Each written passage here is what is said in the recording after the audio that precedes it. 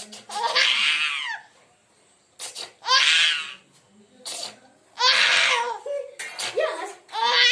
हंस कैसे इसको रोना है, इसको रोने वाली है बस।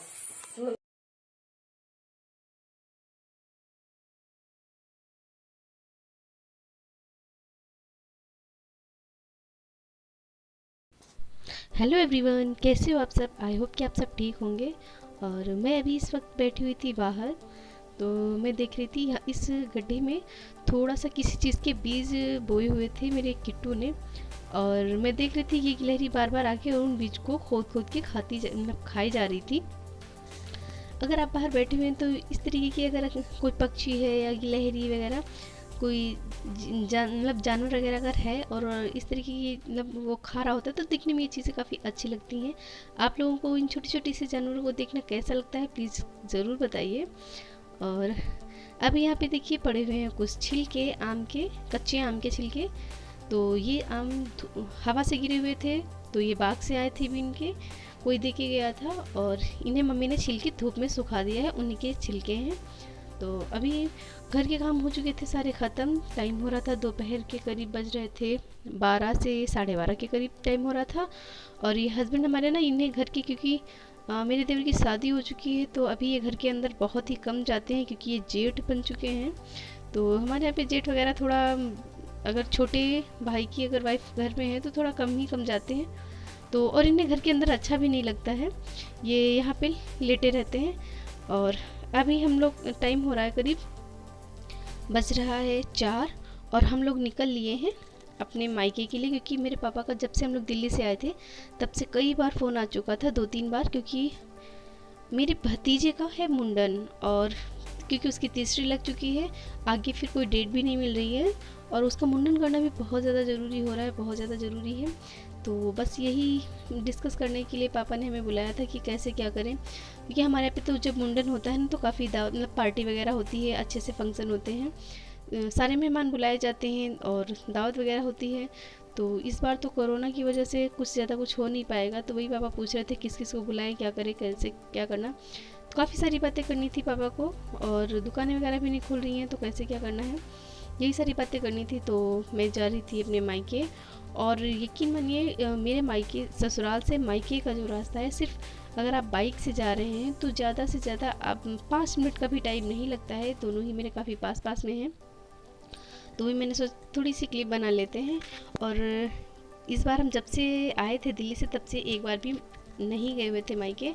और वैसे तो मैं जब भी मैं आती हूँ दिल्ली, तो दिल्ली से आती हूँ ससुराल अपनी, तो 2-4 दिन के अंदर अंदर मैं मायके एक बार चक्कर ज़रूर लगा लेती हूँ। हाल मैं रुकती नहीं ज़्यादा, पर फिर भी जाए बिना मन नहीं मानता है।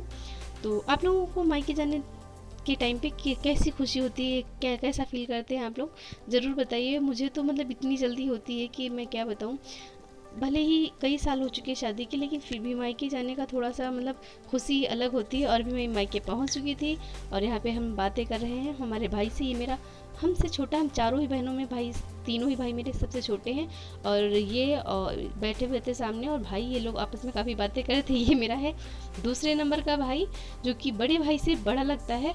और इसने अपनी जो दाढ़ी वगैरह है अब तो फिर भी कटवा ली है, काफ़ी बड़ी ये रखता है। और इन लोगों को ना सोफे वगैरह पे बैठने का तरीका ही, कोई भी पैर नीचे नहीं, सब बिल्कुल ऐसे बैठते हैं ना।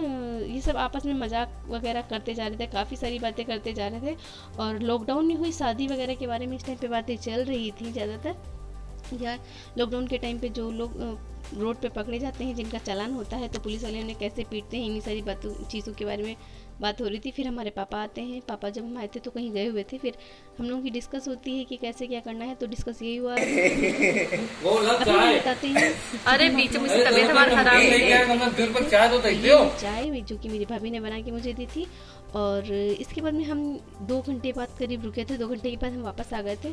और फिर मैं बाहर बैठी हुई थी, मैंने देखा ये जो कुत्ता है ये पानी के अंदर बार बार जा रहा था और फिर बाहर निकल रहा था अंदर।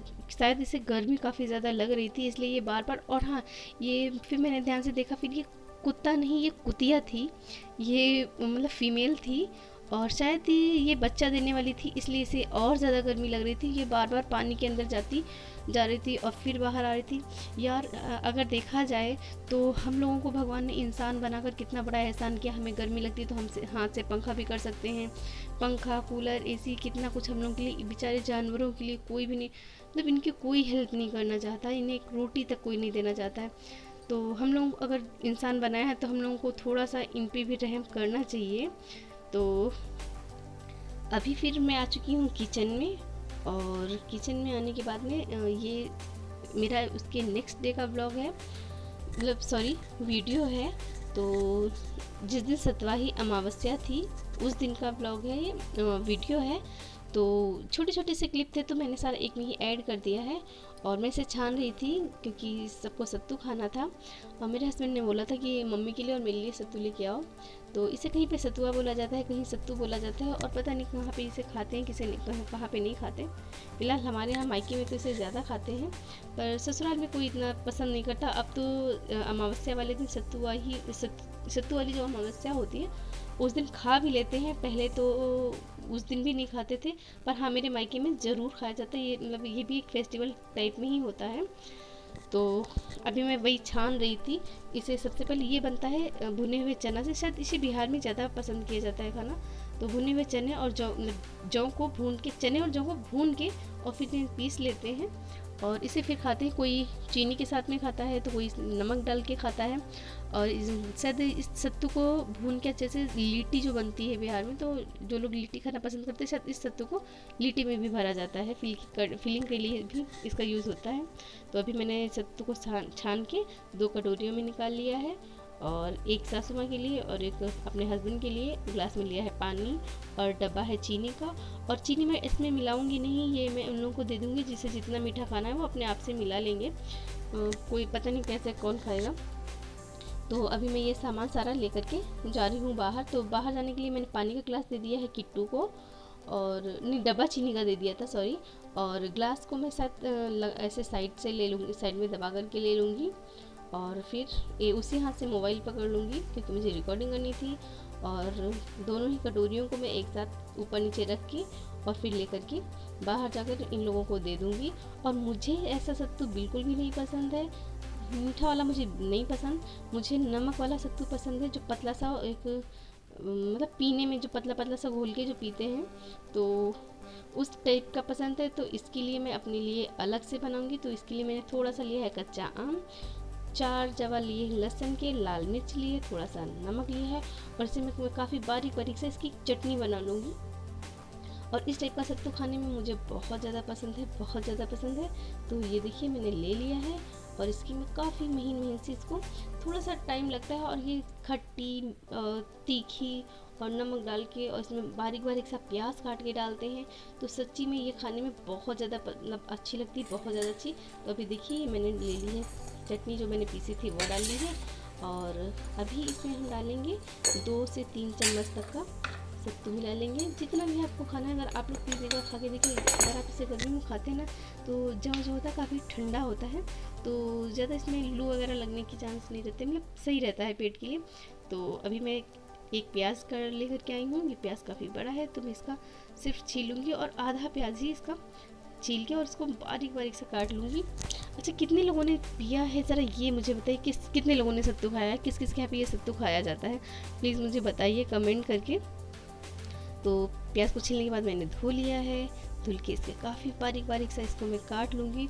और अभी इस टाइम पे मैं अभी ससुराल में हूँ, बस कुछ टाइम तो काफ़ी ज़्यादा अच्छा लगता है, 1-2 हफ्ते। और इसके बाद में फिर एक वो होता है ना, जब जिस टाइम में जहाँ जिस जगह पे रहने लगते हैं थोड़ा वहाँ से, अब बस यही है, अब तो दिन काटने हो रहे हैं, अब उतना अच्छा नहीं लगता है। स्टार्टिंग में जब हम आते तो हफ्ते 10 दिन 15 दिन थोड़ा ज़्यादा अच्छा लगता है। अब बस वही दिमाग में चल रहा है वहाँ पे कैसे क्या होगा, कुछ समझ नहीं आ रहा, कब जाना होगा कब नहीं जाना होगा, पता नहीं कब ये लॉकडाउन खुलेगा।